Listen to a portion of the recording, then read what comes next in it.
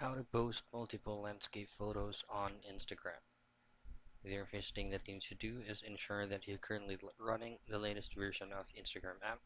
Just head directly to your Google Play Store and look for your Instagram application.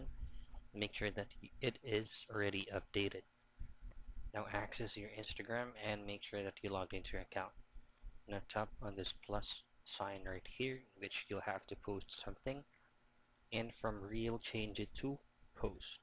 Now you'll have to zoom out on a specific photo you want to post, and for you to be able to add another photo, then tap on this um, document icon right here, left side of the camera icon. As you can see, if you tap on that, you should be able to choose multiple photos that you can go ahead and choose.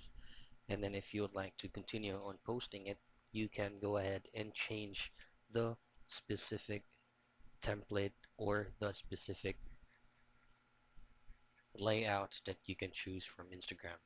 But that's basically it. That's how you can post multiple portrait photos or landscape photos on Instagram.